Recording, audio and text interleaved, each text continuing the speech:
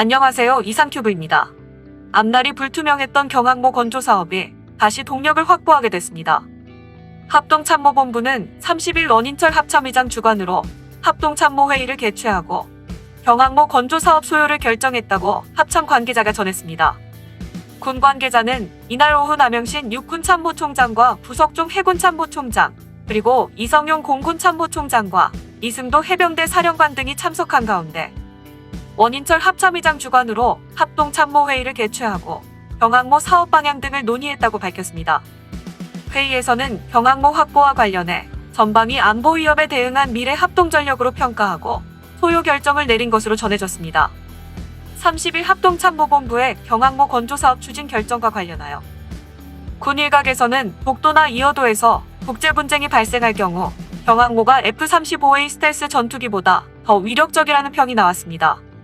군 관계자는 이날 독도와 이어도 분쟁이 발생할 경우 F-15K나 F-35A가 독도나 이어도 상공에 도착하더라도 세공 시간에 한계가 있어 특히 제한적인 시간만 대응 가능하다며 공중급유기를 활용하더라도 재급유는 가능하지만 재무장은 불가능하다고 지적했습니다. 그러면서 항공모함이 운용하는 전투기는 지상발진 전투기에 비해 모기지 왕복 시간이 줄어 분쟁 해역에서 효과적인 대응이 가능하다고 강조했습니다. 또한 백령도 서방에서 중국 항공모함이 수시로 훈련을 하고 있다. 중국과는 이어도 영유권과 서해에서의 배타적 경제 수역 획정 문제 등으로 외교 군사적 갈등 가능성이 있다며 해양 이권 침탈 시도에 효과적으로 대응할 수 있는 능력을 갖춰야 한다고 말했습니다. 이어서 북한과 전면 전시, 대전 초지상 공군기지가 폭격을 당하면 경항모가 대체기지 역할을 할 수 있다며 북한이 우리 공군기지를 탄도 미사일로 공격할 때 바다로부터 함재기가 이륙해 적 이동식 발사 차량을 공격할 수 있다. 수직이 착륙기와 공격 헬기를 통한 공중화력 지원과 상륙 헬기를 통한 공중 돌격도 가능하다고 설명했습니다. 애초 국방부는 작년에 다목적 대형 수송함2 개념 설계 계획을 수립하면서 경항모 건조 구상을 밝혔고 지난 8월에 2021년에서 2025년 국방중기 계획에도 개념 설계와 기본 설계 계획을 반영했습니다. 3만 톤급 경항모 건조를 위해 올해 중으로 개념 설계를 마무리하고 내년부터 기본 설계에 착수해 2030년 초에 전력화한다는 구상이었습니다. 방위사업청은 이에 따라 경항모 건조에 필요한 핵심 기술 개발 착수회의를 갖기도 했습니다. 중국이 4개의 항모전투단 운용을 추진하고 있고 일본이 헬기 탑재형 호위함인 이즈모함과 가가함을 항모로 개조하는 방안을 검토하는 등 주변국의 경쟁적인 항모 전력화 행보에 대응한 것이었습니다. 그러나 국회가 지난 2일 내년 국방 예산 가운데 경항모 건조 사업과 관련한 예산으로 연구용역비 1억 원만을 편성하면서 경항모 건조 사업이 물거품되는 것 아니냐는 관측을 낳기도 했습니다. 이는 방사청이 요구한 경항모 건조 사업 관련 예산 101억 원을 전액 삭감하고 도입 타당성과 국민 여론 수렴 등 최소한의 연구용역비 정도만 반영한 것이었습니다. 그러나 합참이 이날 소요 결정을 내림에 따라 군 당국은 내년에 경항모 건조 사업을 국방중기계획에 재반영하고 사업 예산도 다시 책정할 것으로 보입니다. 방사청 역시 향후 경항모 건조 사업 타당성 검토와 함께 세부 추진 일정을 수립할 것으로 알려졌습니다. 이와 함께 이날 합동참모회의에서는 경항모에 탑재할 수직이 착륙기로 유력한 F-35B에 대해서도 논의한 것으로 전해졌습니다. 구체적인 내용을 결정하진 않았지만 수직이 착륙기 도입 필요성에 대해 긍정적 기류였던 것으로 알려졌습니다. 이에 따라 해군은 경항모 건조와 F-35B 도입 운영 등 세부 계획 수립에 나설 것으로 보입니다. 다만 항모전단 운영을 위해서는 경항모뿐 아니라 구축함과 호위함, 잠수함과 정찰자산 등의 확보를 위해 천문학적 비용이 투입될 수밖에 없다는 등의 이유로 찬반 여론이 팽팽히 엇갈리고 있습니다. 한국형 경항모는 3만 톤급으로 미국의 아메리카급 강습 상륙함처럼 상륙 능력보다는 항공기운용 능력에 초점을 둔다는 방침입니다.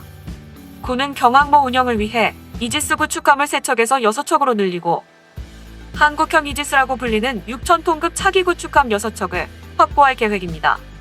경항모를 호위하기 위해서입니다. 미국의 핵항모단도 니미츠 항공모함과 순양함 프린스턴함, 순양함 초신함, 핵추진 잠수함 1척에서 2척과 대형 군수지원함 1척으로 구성합니다.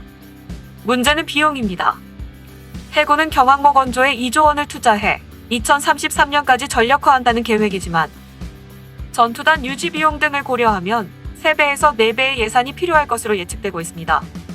이에 대해 군 관계자는 항모전단을 구성하는 대부분의 함정과 헬기 등은 이미 확보해 운용 중이거나 국방 중기 계획에 반영돼 있으므로 추가로 소요되는 예산은 많지 않다며, 경항모 건조에 10년 이상 걸리므로 건조비를 10년에 걸쳐 분산하면 해마다 투입되는 예산은 국방재원 범위 안에서 충분히 지원 가능하다고 반박했습니다. 해군은 지난 15일 국정감사를 통해 경항모는 수직 이착륙이 가능한 F-35B 전투기 20여 대를 탑재할 수 있게 설계한다고 밝힌 바 있습니다. F-35B 전투기가 이착륙하기 위해서는 F-35B가 내뿜는 1000도 이상의 열을 견딜 수 있는 비행갑판이 필요합니다. 방사청은 국내 기술로 개발하겠다는 방침이지만 기술 개발에 실패할 경우 F-35B 도입마저 무산될 수 있습니다. 항모의 특성상 전투기의 30%는 하부갑판 정비고에서 대기합니다. 경납고에서 비행갑판으로 이동시킬 리프트 제작 기술 개발도 미지수입니다. 하지만 최근에는 우리나라의 경항모 사업을 겨냥해 영국 기업인 밥콕 인터내셔널이 영국 정부를 경유해 접근해왔다는 언론 보도도 있었습니다. 밥콕이 개발을 주도한 퀸 엘리자베스급 항모는 간소화 및 항공기 운영 효율화를 최대로 추구한 설계로 F-35B에 탑재된 엔진이나 리프트팬이 발생시키는 블래스트를 수치유체역학 시뮬레이션을 사용해 해석하고, 이를 바탕으로 F-35B의 바람과 이륙시 비행갑판과 활주로에서 항공기에 미치는 영향을 최소화하는 갑판을 개발했습니다. 또한 항공기 정비에 필요한 물자 이동을 자동화로 관리함으로써 높은 가동률과 정비시간 단축에 성공했습니다. 이러한 경험과 기술을 가진 밥콕이 경항모를 처음 개발하는 한국에 손을 내민 것입니다. 이번 밥콕의 제안이 한국과의 첫 번째 군사협력은 아닙니다.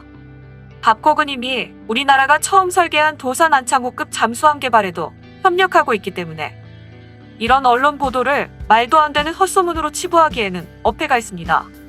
또한 영국의 퀸 엘리자베스 항모의 해외 파견과 더불어 우리나라의 항모 건조와 관련된 소식이 최근 국내 언론에서 보도되었습니다.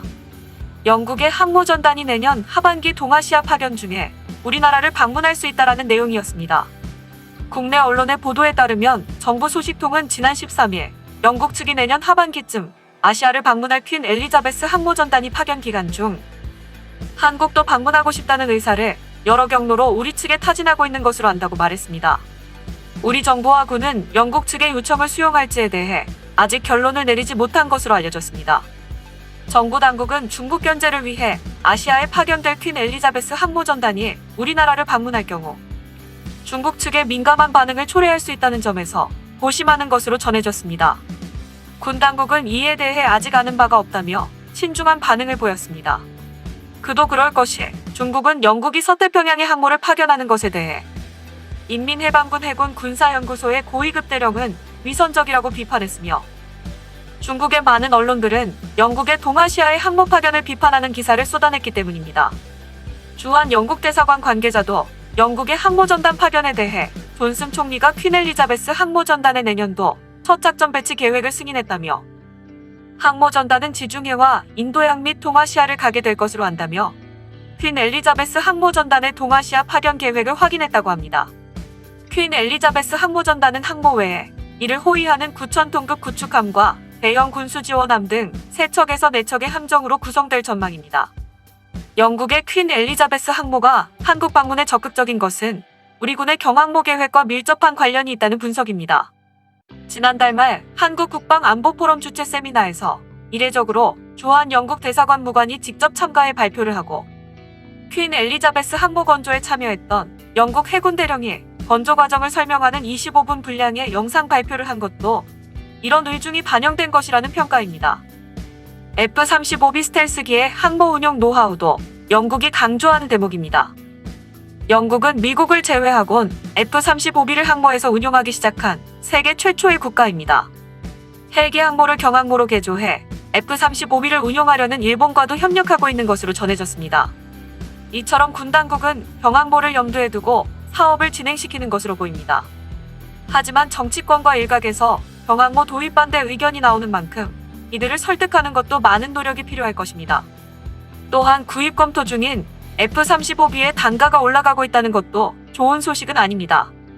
이미 미 해병대가 전차대대 폐지와 함께 F-35B를 353대에서 223대로 감축을 결정했고, 영국 공군도 국방예산 삭감과 국방정책 재검토 여파로 F-35B 조달을 감축할 가능성이 제기되었습니다. 또한 이탈리아도 코로나 바이러스 여파로 경제가 어려워져 F-35 조달 프로그램을 재검토하겠다고 나서면서 수차례 감축 대상으로 거론되어 온 F-35B 조달 프로그램이 안개 속으로 빠지고 있습니다. 여기에 40대의 F-35B를 구입할 예정이었던 터키도 미국의 금수 조치로 인해 F-35B 구입이 어려워졌습니다. 당초의 F-35B는 미 해병대가 353대, 영국 공군과 해군이 138대, 터키가 40대, 이탈리아 30대와 일본 41대 등 약 600대 물량이 예정돼 있었습니다. 그러나 미 해병대를 비롯한 주요 도인 예정국이 축소 또는 이탈하면서 물량이 급속도로 감소하고 있습니다. 이들 나라에서 최소 180대 이상, 거의 3분의 1에 가까운 F-35B 물량이 증발했습니다. 이에 따라 싱가포르와 일본, 한국이 새로 조달해도 F-35B의 생산이 당초 예정대 수 이하로 생산될 것이 확정적인 상황에서 하락세였던 F-35B의 기체 단가와 도입 비용이 다시 올라갈 수밖에 없습니다. 이처럼 경항모 도입을 위해선 여러 가지 산을 넘어야 하지만 항모 구입은 대통령의 의지가 무엇보다 중요합니다. 다행히 항모 구입은 문재인 대통령과 청와대가 강한 의지를 갖고 있는 사안이어서 현 정부 내에선 적극 추진될 것으로 예상됩니다. 이상 마치겠습니다. 시청해주셔서 고맙습니다. 이상튜브였습니다.